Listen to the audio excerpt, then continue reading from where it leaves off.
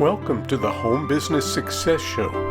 Join us as we speak to home business entrepreneurs for tips, tricks, do's, and even don'ts for running a successful home business.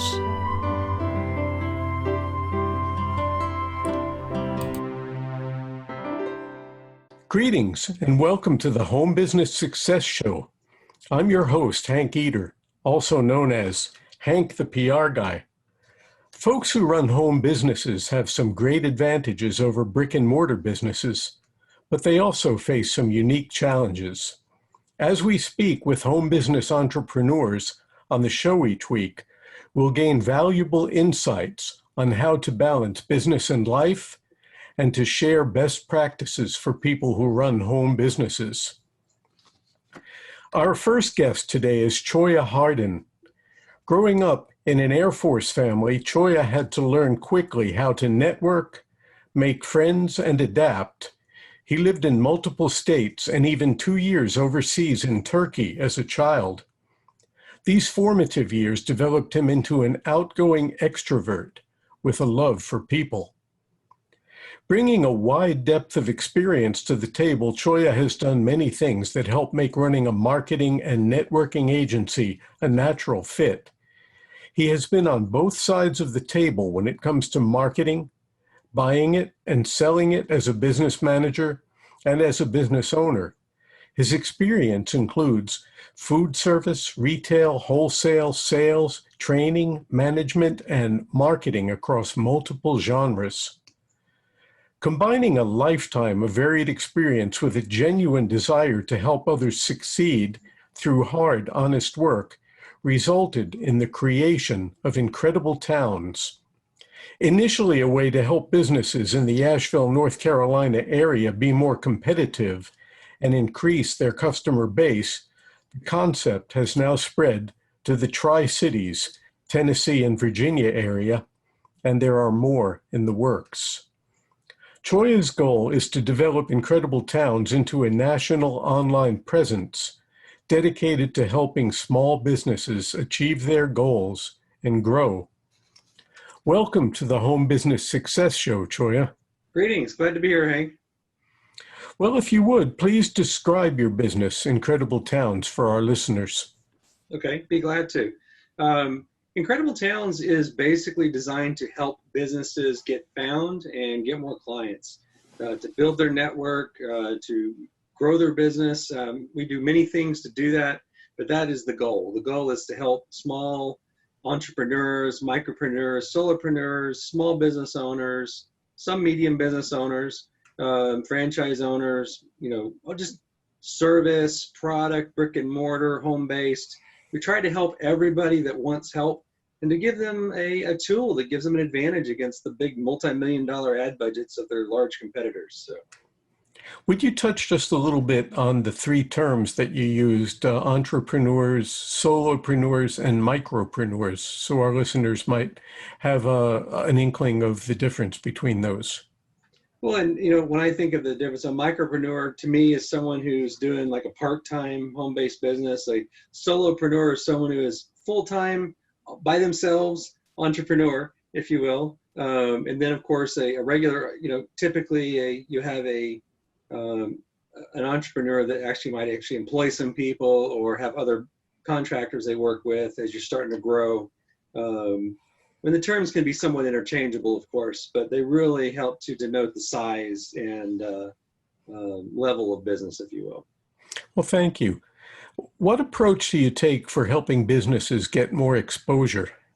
Well, Hank, and you know this because we work with your business as well and are very happy to do so, have done for years. And we believe in a concept called collaborative capitalism. We are capitalists at heart. We love to make a profit, but we like to do it by giving fair and honest service, helping others be successful, and floating all boats. And that's really how we operate our business, whether it's Incredible Towns through all the marketing that we do for clients, or if it's Incredible Business Networking, where we provide venues and opportunities for business people to get together and grow relationships, if you will. It's all about floating on boats and helping everyone to be successful. Well, you mentioned capitalism, and that's a good thing because I don't know anybody who's gone into business that's not looking to make a profit. And that's Doesn't work well if you don't. no, it doesn't. I mean, it works in the public sector because Yeah. Mhm. they're not public sector entities are not being run for profit. They're being run specifically for service. But those people who run home businesses and who go into business are definitely hoping to fulfill their dreams in some cases, grow exponentially when they can, and to turn profits. But I've found out from people that I've spoken to and from my own forays into business over the years that the things that are most successful, the things for which we have a passion, and we identify the community that we serve because as business people, we do serve specific communities. And as long as we can provide that service and make it valuable to our community, that's more important than chasing each dollar and thinking, how much money am I going to make today? Because when you do provide that service, then the community comes to you because the word spreads like wildfire. I agree. Nothing makes me happier to see someone that we've been able to help, or to see someone that we've been able to introduce to someone that can help them. Nothing makes me happier than to see them be successful. I take great joy in seeing people develop their businesses and grow, and all of a sudden they're creating jobs, they're creating opportunities, they're creating opportunity. I mean, really is what it's all about. It's all about creating opportunity and success for people. And I love to see that happen because of something that we did or helped to have happen. It's what motivates me every day. I love it. That's great. And that's an important thing for the new business owner is that what they're doing has to motivate them every day. They need a reason to wake have up. a passion. You have to That's have a right. passion for it. Because if you don't, you're in trouble. When you own your own business, if you don't love what you do, it'll do you in. We all know that search engines are very important for people who have businesses and people have websites. And these days, very few people do have businesses without websites. There are some exceptions. Mm-hmm. However, getting to number one on the Google search engine is a very important thing for businesses because when people are looking for someone's service or their business, they're not going to scroll down to page 5. And They're I've not going to go to noticed page 2. that's right. Well, they might get to page 2, depending, maybe not. Only if they're looking for themselves. There you go. So I've noticed over the last several years, I've known any number of people that have worked with you that found themselves on page 1 and usually very prominently on page 1. Tell us a few things without going into trade secrets. Tell us a few things about how you do that. Well, a lot of what we do is not really a secret. It's just most businesses don't have the knowledge or the patience or the perseverance to make them happen because they're really busy running their businesses, and they just don't know how. There are some trade secrets I won't mention, but I can definitely tell you about a lot of them. And one of the biggest things people need to realize is that they need to be out there in many places. Those things need to talk to each other. They need to get other people to talk about them. Okay. So we use a lot of different tools to help get people to move up in the search rankings. Okay. Number one, before we get to any of our products and services that we do, we actually like to help educate our customers to help themselves. We'll give them knowledge as a client of ours that there's theirs to keep and cost them nothing. We'll teach them how to properly set up their Google business page if they don't have one, for example. If they don't have a website, we'll encourage them and give them referrals to people or platforms that they can get that accomplished as well. Because you really do need a website. Any business without a website should strongly consider getting one because that's kind of the foundation. The way Incredible Towns works is we point things towards your websites, third-party SEO. So imagine an analogy of you're telling someone you just met that you're the best PR guy in Western North Carolina. You know your stuff. And that person says, oh, you're just PRing me. I don't know if you're the best.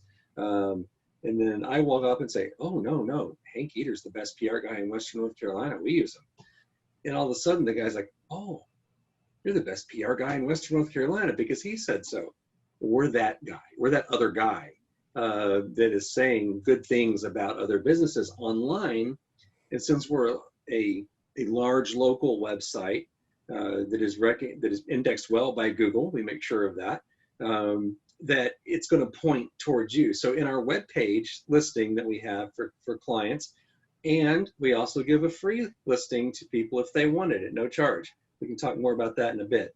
But our clients get their name, address, phone number, website, all that information, images, video downloads, downloadable files, and many other things. But we aggregate all that into one page and then point it at your website to help your website raise up in the rankings. Now, a lot of times you'll see that Incredible Towns listing coming up right behind it. And that's how it's designed to happen, to help provide that float all boats, that collaborative capitalist lift, if you will. I love that. It's my favorite term. I like that, collaborative capitalism, because I love it. I just absolutely love it. It's, I've read some things in the past few years about the new capitalism and conscious capitalism, and it used to be thought of, and the people who oversimplify things are usually not businessmen, but they think of capitalism as, the old 19th century, the big companies where they're, with the boots on and stomping on their people and squashing them into the dirt. But conscious capitalism are companies where the employees are they're stakeholders really, and they benefit as the company benefits, and everybody grows together. And as such, through conscious capitalism, they're building something that not only is sustainable, but is very desirable for all parties involved. And I think we're going to be seeing more and more of that as time goes by. Well, it's not only the right way to go, but as more business owners realize that if they help others first, they will receive far more benefit back in the long run. And that's how we like to operate our business. We've removed a lot of costs out of our products, less profit to us, but enough profit to be profitable and have a decent life. But I don't need to get rich helping other people. I just want to help other people. If I ever get rich doing it, that's fine, but we'll do it off of volume, not off the backs of a small business owner. And that's always been my goal with this business. So. And that is definitely one of the forms and goals of conscious capitalism. How long have you been running Incredible Towns as a home-based business? So we've been running Incredible Towns since March of 2017. Before that, we actually were another company called Rely Local, and we were a dealer of that brand. But that brand stopped supporting the brand, if you will. So we decided we got released from our contractual obligations there and decided to develop our own company. So we were already doing what we're doing. We just took all the things we loved about it, got rid of things we didn't like, added a few more things we wanted to do. We hired a local company in Asheville to develop the logo, to develop the website. Can I give a shout out to our web design company? You certainly may. Fantastic. I just want to thank Adam Bennett at Cube Creative Design in Asheville. They've done a wonderful job. We consider them team members, even though they're another company that we contract with. It's like anytime we need them, they're there for us. So they've been great. And this is a large website that's going to get a lot larger. And it's just good to know that we have a friend locally that helps us with that. So, and to that point, we love doing business with our clients, our customers, our fellow networkers, people in the local communities. For example, we hired this great PR guy out of or Mars Hill, excuse me. Keep forgetting which part of the mountains you live in, but I won't give away your address. So, we love doing business with you, Hank, and, we love doing business with other companies in the Tri-Cities, Tennessee and Asheville, North Carolina area that help to provide services for us. We use local companies for video, and we use local companies for all kinds of things. Plus, in our personal life, we make it a point, when I needed a plumber, I called a plumber who's a client. When I need a contractor, I call a contractor that's a client. I like to eat at restaurants that advertise with us. You try to do everything you can to give back and collaborate in their success, if you will. And so that's another thing that we truly believe in. So, and you asked how long we've been doing this. We've been doing this for 3 years, but really for about 10. But we've just really, over that last 10 years, have tried to do that. So it's very important to me to support your local business owners. Right, right. And I am a big supporter of local businesses. When I Hmm. can, I'd always rather go local than go anywhere else. And Absolutely. sometimes I actually shun the big box stores in favor of small businesses if I can get what I'm looking for from the Hmm. small businesses. Uh, what do you think are some advantages to running home-based businesses? Well, that's an easy one. Freedom, flexibility. Those are the top two advantages to running your own business.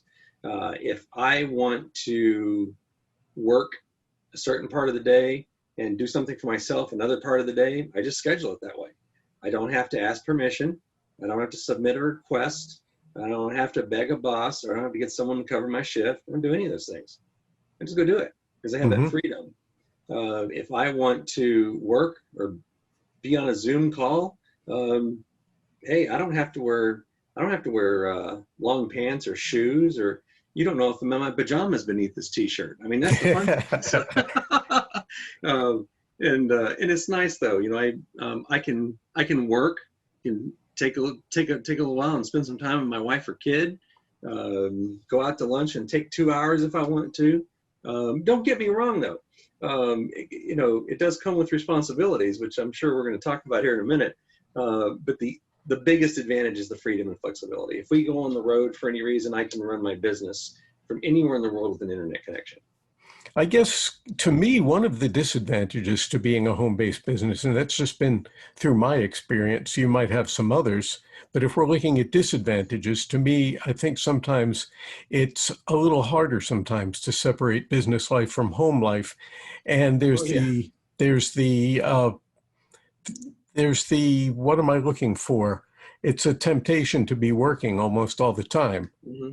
So you need to know when to draw the line and say, well, maybe I've done enough today and it can Hmm. wait till tomorrow. Do you see any other possible disadvantages for home-based businesses? Well, just to enumerate on that a little bit, for example, every day I have a whiteboard and I write down all my goals for the day. And unless one of them is time specific for a client that needs to be done, I just pick at them all day long. And I have found that I'm more productive when I do a project, go watch a show, come back, do another couple of projects, make lunch, do another couple of projects, go weed my garden, come back and do another projects, hang out with my wife for a little bit, Hmm. and so on and so forth. I actually get a lot more done when I do integrate the two. I found that if I just sit down and I got to do all these things before I can take off, I start finding myself just dreading the work basically. But I've just found that integrating the two isn't bad so long as you cap the amount you do during the day. Um, you don't want to work so much that you never, if you're a family person, you want to see your family. Even if you're single, you want to still have a life and go do things. And whatever works, you got to spend some time for yourself and for others in your circle. But I've just found I get more done because of this format. If I was in a cubicle from 9 to 5, my productivity levels would tank. Yeah. Now, as far And as other disadvantages, if you will, some other disadvantages, and these are things that most people don't think about when they're going to start a business, um, is they're going to need a bookkeeper, they're going to need an accountant, they're going to need a business attorney, they're going to need sometimes a business coach. They're going to need a lot of things that they don't normally think about. Okay, they're going to have to do their taxes differently. There's a lot of things that are different when you own a business, and most people just think, "Oh, I'm great at making this, so I can go sell it and have a business." And then you get to the end of the year, and all of a sudden you owe $8,000 in taxes and $1,000 to the accountant, and then all of a sudden you're just like, "What happened?" Because you just didn't plan. You mhm. didn't set aside the money for those things. You didn't pay them monthly or take care of it. You didn't think about the cost of doing business. So when you have a job, you don't have a cost of doing business. So I think one of the biggest disadvantages that people don't think about is the cost of doing business when you're a business owner. You just have to plan. So that's a disadvantage if you let it become one, I guess is Right. what I'm trying to say there. So, Yeah, and the people, and this comes up frequently on the show, the people sometimes who are very good at doing what they do maybe aren't good at keeping books, or Yeah. maybe they're not good at going out and selling themselves. So over time they need to get into collaborations, get a bookkeeper, get an Mhm. outside salesperson. And those are things that I think evolve as the business evolves. Uh, Well, and actually, that growth has happened with us over time. You know, when we just started out in Asheville, it was just Laura and I, my wife, and she's my business partner as well. We co-own the business equally. She does the bookkeeping, a lot of the back end work, if you will. She does a lot of posting on social media for us and whatnot. And I go out and do the sales and the networking and meet with people. But our business model has been changing as we grow. So we found that, it's the taxes are just too complicated. So we have hired an accountant, of course. She's still doing the bookkeeping, but we're actually thinking about passing that along pretty soon as well to a bookkeeper. And we'll let the bookkeeper and the accountant take care of everything because that's what they're good at. And we can spend our time doing what we're good at and make more money that way, if you will.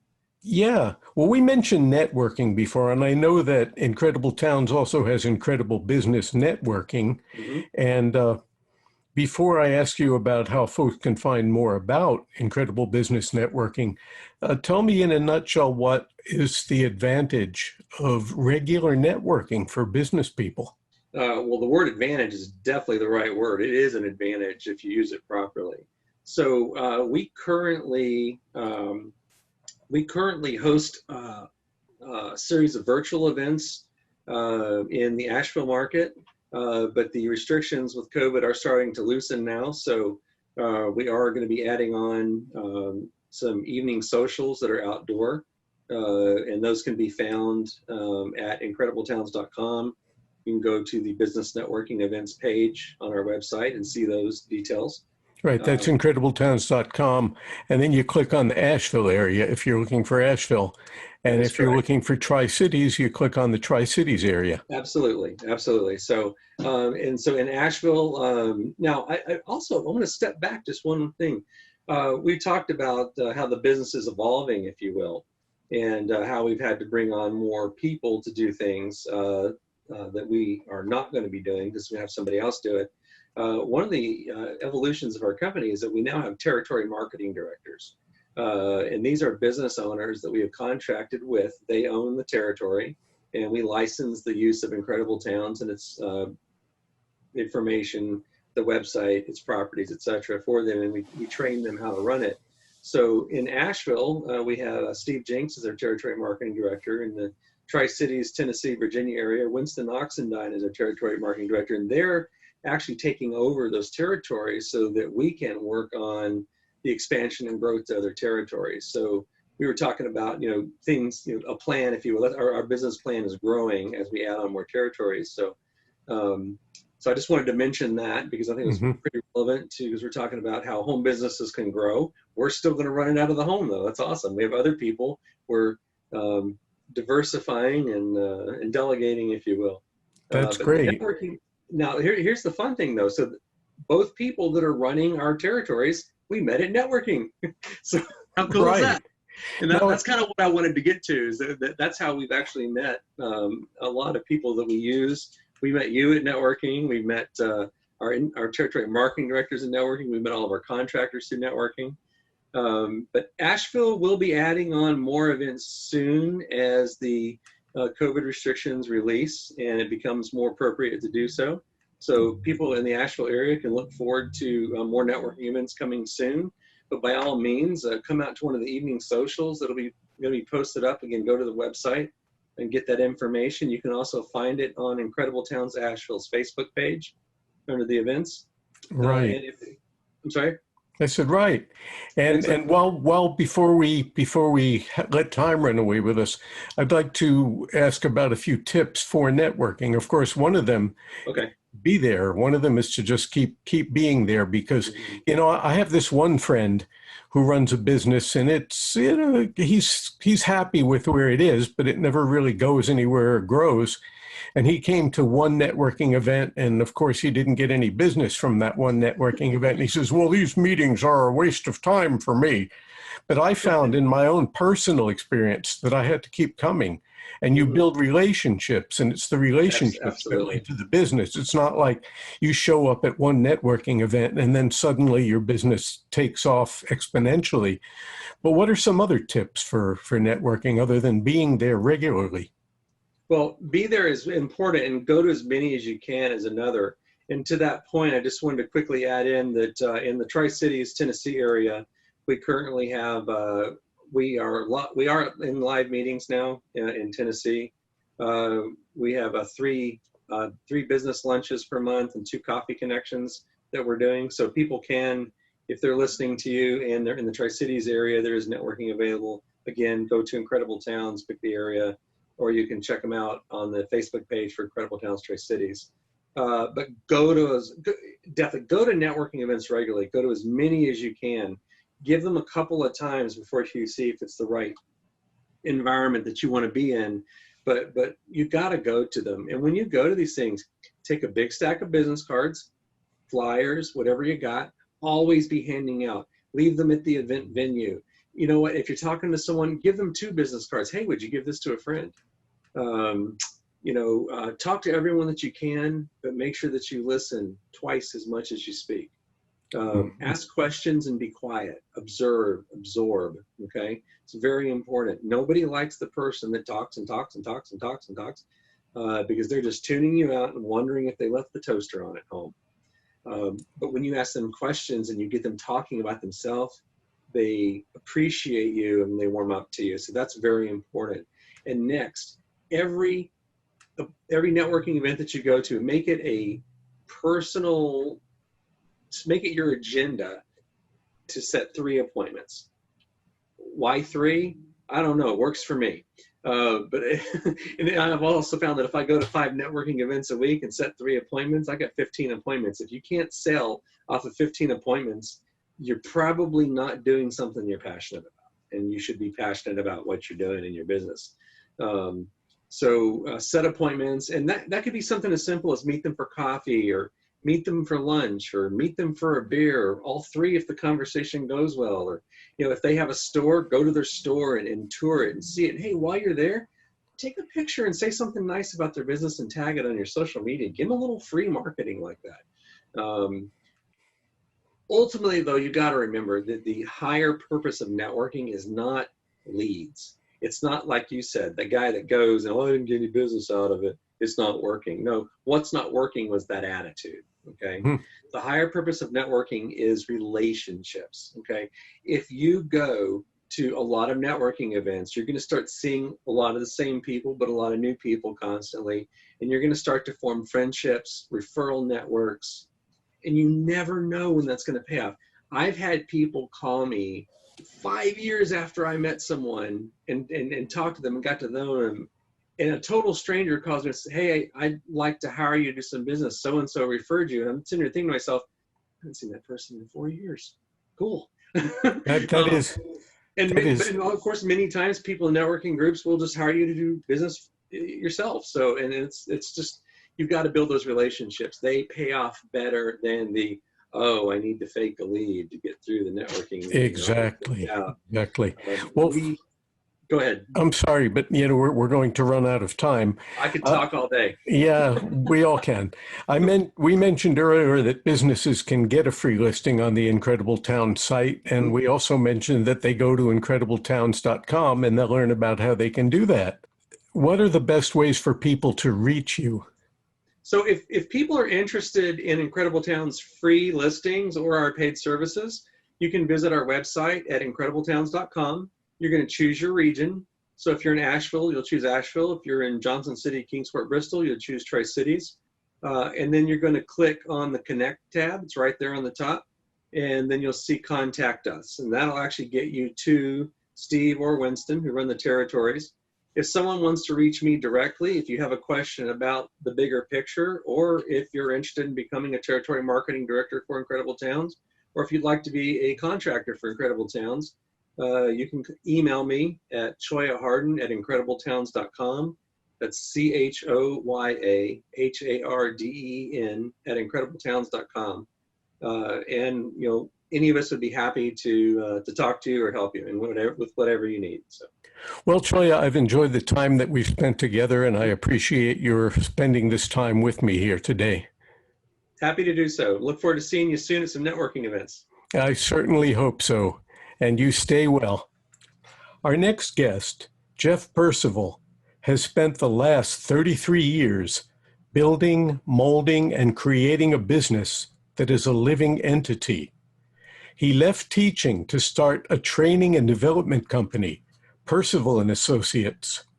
After 7 years, he moved into the employee assessment field to provide his clients with additional tools for hiring right the first time.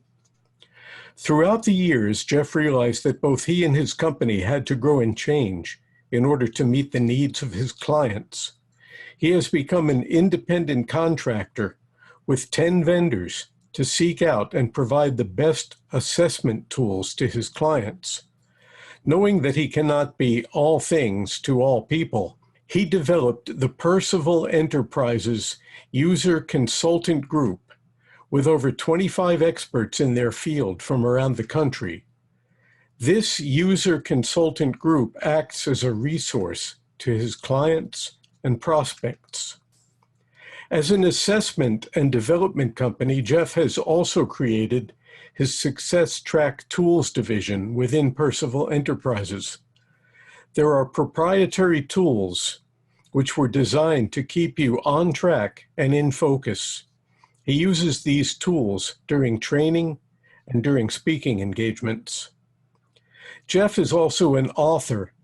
He has solely written and published 3 ebooks, Creating Artful Sales, Job Search Survival Kit, Your Combination for Success, and co-authored Work Makes Me Sick, Prescribe Something Quick with Kathy Baumheimer. He just finished writing Success Secrets from Mother Nature. On the side, Jeff is a self-proclaimed water rat, whitewater rat. Let's get that right.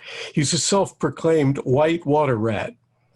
He has paddled every river in Wisconsin and a number around the West. He supports his creative side with pottery, guitar, and mandolin. To keep his hands busy, he juggles, a metaphor for how he handles life. Welcome to the show, Jeff. Thank you. I appreciate it, Hank. It's good to be here. Well, tell me a bit about Percival Enterprise. What do you offer for people running home businesses? Well, Percival Enterprises specializes in employee assessment tools. And when you think about it, a home-based business, you may start with one employee, and it's important to understand what that person can do and what let me rephrase that, what they're wired to be able to do and what they're wired not to be able to do. And that's the power of understanding yourself and using an assessment tool to find your strengths and then work with those strengths. Okay, well, I've discussed on this show before how people starting home-based businesses need to understand that it's not a get-rich-quick scheme. It takes work, and it should be something they do well and enjoy doing. Would you elaborate on that a little bit? Well, one of my sayings is I'm a 33-year overnight success. It takes time. You have to develop, what are you good at? Where do you do well out in the community with your clients? And understanding your products, your services, and as well as how well do your clients benefit from those services and from those products. But it takes time. I don't know if you noticed, but I wear a pearl, and it's the reason I wear a pearl is because as being self-employed for 33 years, you have your ups and your downs, and a pearl only comes into existence because of an irritation in the oyster's life. And as a small business owner and a home-based business owner, you're going to have irritations, but it's up to you to turn it into a gem, or you just let it irritate yourself for the rest of your life. Right, and then you become like bitter. Yeah, exactly. Right. Exactly. Isn't it always attitude and attention that make the difference between the people who always fail at everything they do and those who are able to take even difficult situations and turn them around and make them successful? Absolutely. Attitude is critical, and as well as focus. You can focus on the positives, you can focus on the negatives, but whatever you focus on, you're going to attract more of that to yourself. And I love the metaphor too of the pearl. So why is self-assessment important to someone starting out in a business, whether it be home-based or brick and mortar? Well, I've seen people get so excited because I've been volunteering with job seekers for 35 years, and they're unemployed. They say, well, I can start a business.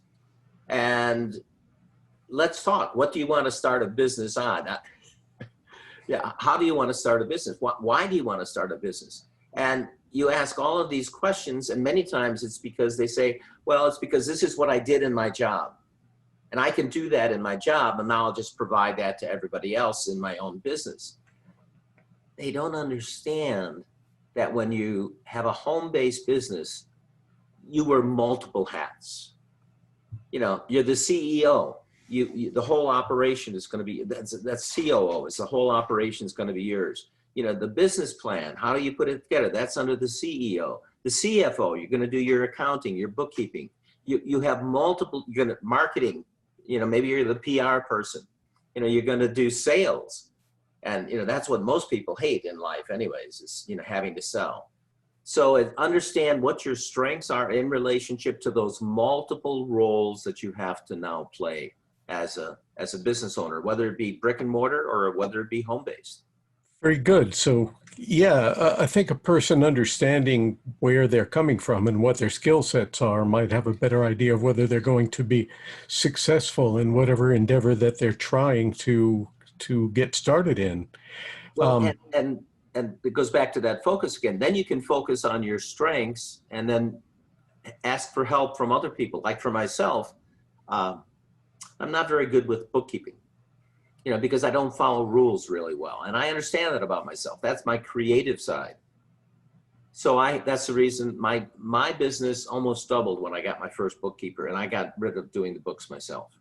And was that because your bookkeeper took advantage of things that you didn't know about, or perhaps it took away a lot of time that you were spending having to do bookkeeping instead of doing your business? Yes. C, all of the above. Okay.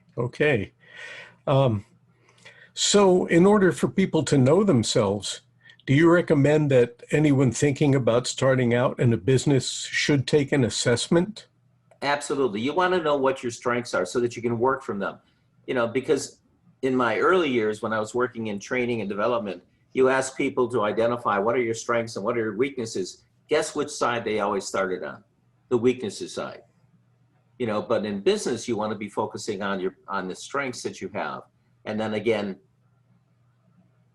purchase the services from someone else for those areas instead of trying to build your weaknesses up. I don't want to do that. Strengthen your strengths and then use other people and use other services.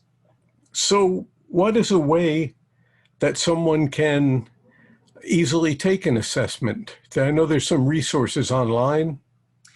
Oh, absolutely. And especially now because of the pandemic, one of my vendors offers a free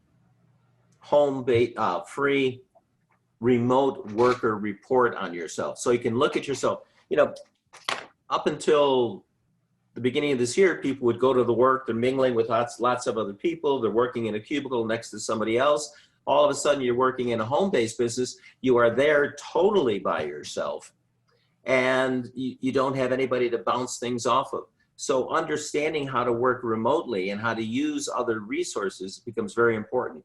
So people can actually go to bestworkdata.com and take a free remote worker assessment, and it'll show you how to work better remotely for yourself, how to use your strengths in that situation. And also, if you have someone who could, maybe a spouse or significant other, you can have the management report, how to manage someone in a remote working situation. So if someone does log on to bestworkdata.com, what is it that they look for to take the assessment? Well, on the homepage, it will talk about the remote worker, and there's three different situations. For just an individual who wants to know for themselves, then they simply, click there.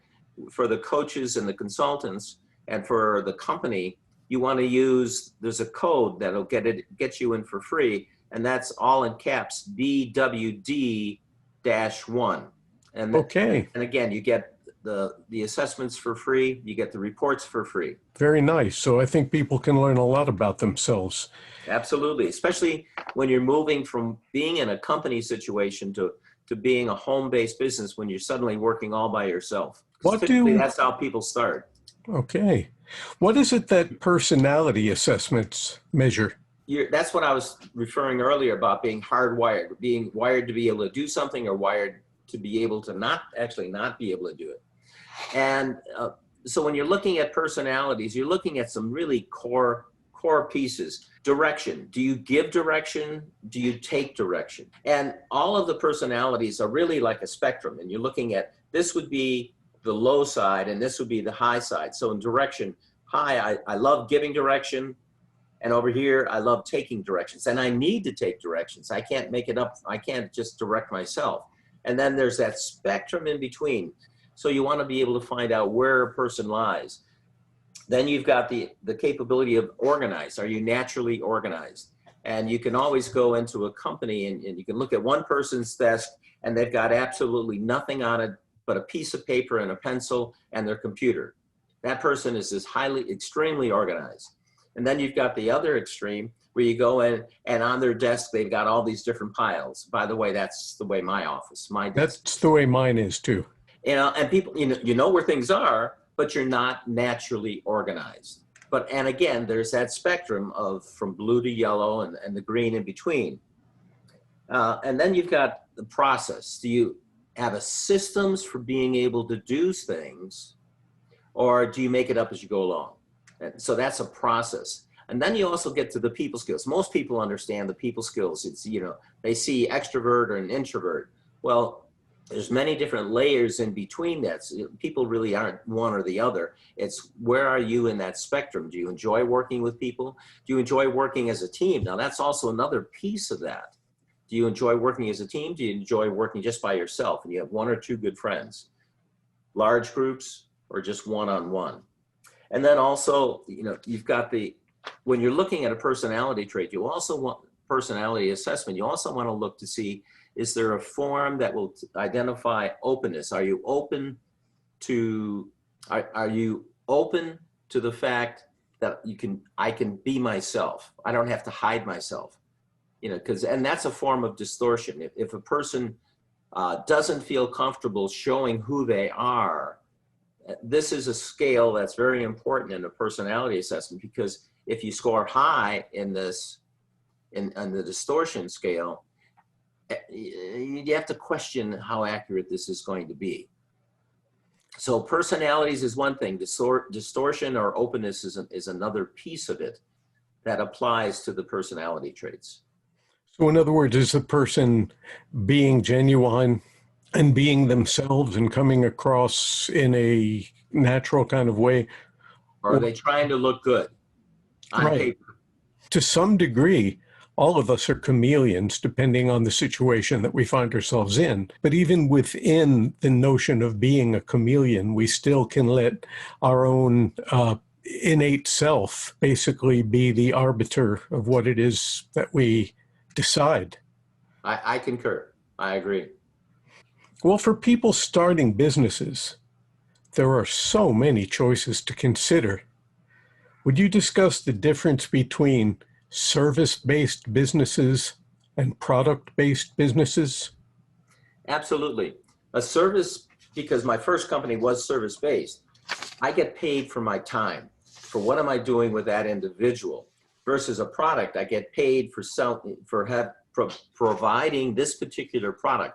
On the assessment side, I provide the assessments and I train my clients to be able to use the assessments so they don't need to turn to me every time they're looking at someone. They look at this, well, what does this mean? my tools don't need to be interpreted. I'm there as a resource to help them understand, but not to interpret.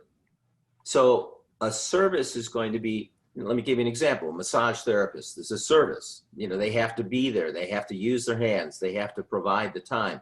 A coach is a service would be a service organization. Product, even though my products are internet based, they're still a product that I'm selling to the company that they then use. Yeah, they're virtual products, but they are products. Exactly. Instead of our lamps that we have in you look around your office, those are things that people have to buy, products that people have to buy.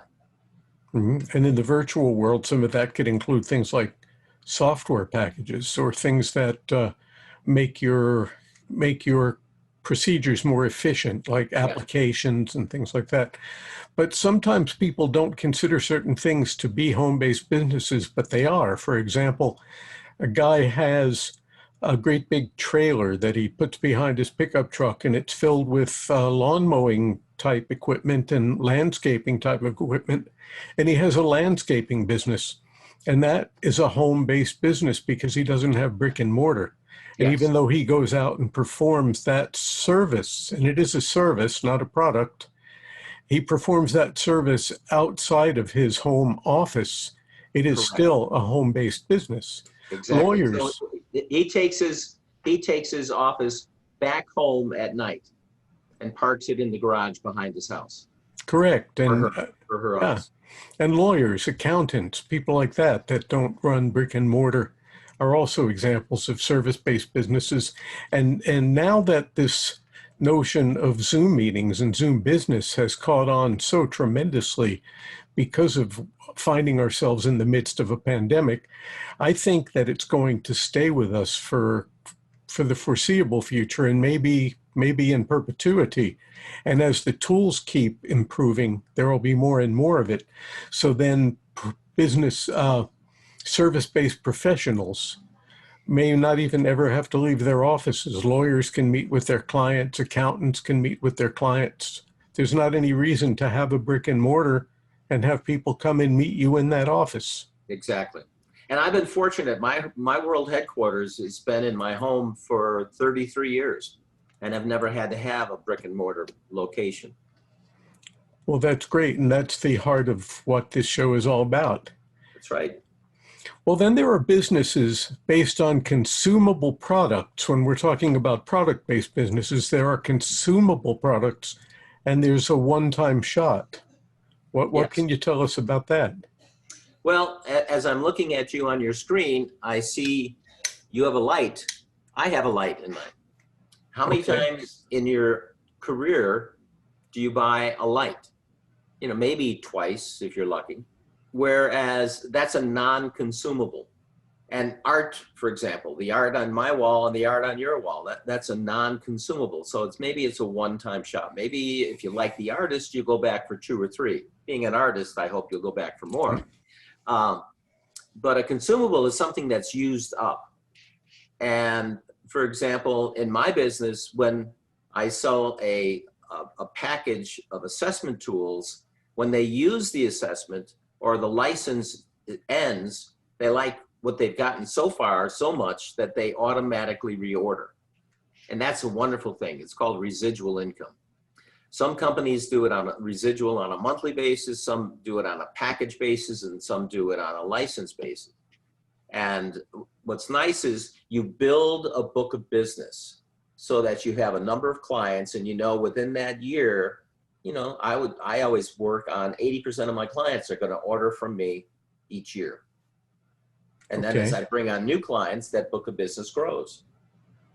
Right. Now, the aforementioned lawyer may not necessarily be consumable because unless you have a legal problem, you don't really go back to the lawyer. Unless you're a serial entrepreneur and you're always starting new businesses, then it's good to consult with a business lawyer. But also the aforementioned landscaper, that is consumable, even though we don't think of it that way. He comes and does a beautiful job, trims your shrubs, cuts your grass, does all the weeding. And then 3 weeks later, and grow and bushes grow, hair grows, go to see your barber or stylist. Exactly. Same thing with an accountant. You've got to do your books every month, or you've got to pay quarterly taxes, and every year you have to file taxes. So accountant is a repeat business service. Right. So people who are going into home businesses maybe should take a good hard look at what it is that they're offering and make it one that needs the residual aspect to it so that they can keep repeating it. Yes. Otherwise, it's a constant battle of chasing down new clients all the time. In my first business in the training and development, I was selling a training package. And once they had it, they had it. So every year I started at zero, and I lived off of how many new sales I had. So I was always building new sales. Fortunately, then I moved into the assessment side and built that book of business so that it's always growing and always having repeat business. Well, that's definitely a good way to go about it and to look at it.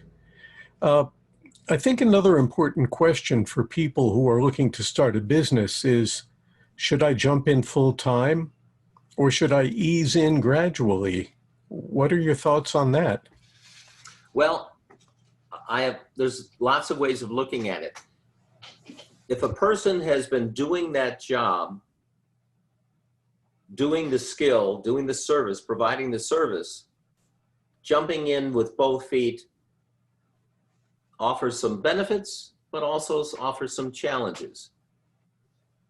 I personally, in my business, I was a teacher, and I brought on my training and development company on a part-time basis until I felt I was comfortable with knowing how to sell and knowing how to. So for 2 years, I was part-time with my own business, and then I jumped both feet. So it depends on your skill base, it depends on your confidence, it depends on your attitudes about being a business owner versus an employee. Yeah, because as an employee, you've got that weekly paycheck, but as a business owner, That's you right. don't. So you're going to have to make sure that if you do jump in with both feet, you're going to be able to sustain that for a time before the business actually begins to pick up.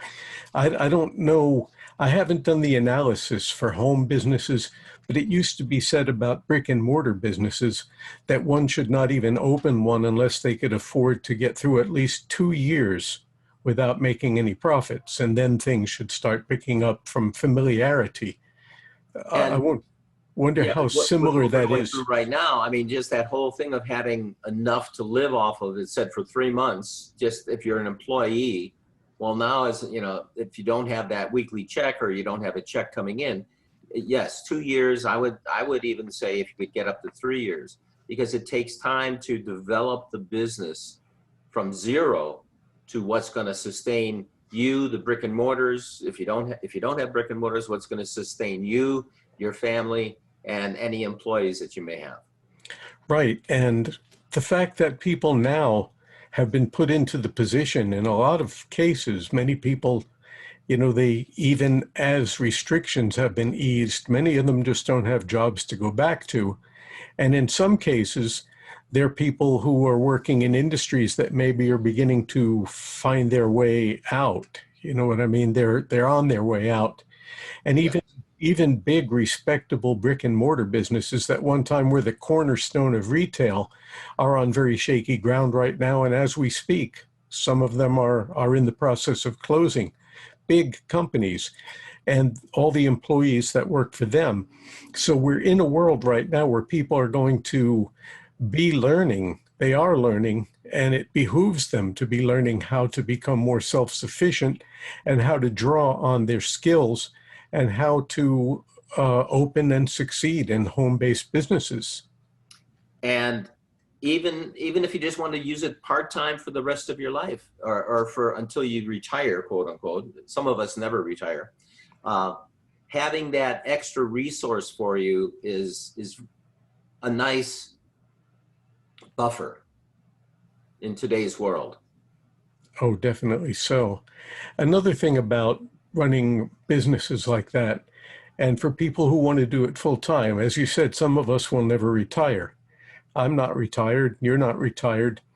but I'm sure our audience, well, the radio listeners can't see it, but those who are watching the video can see it, that we're not spring chickens. Yeah, that's true. That's But true. the point that I'm making is that by staying active in doing these businesses and doing things that stretch you out of your comfort zone and doing things that challenge you intellectually, I believe will go a long way towards keeping our brains sharp, keeping the synapses firing, and keeping us from becoming forgetful. Indeed.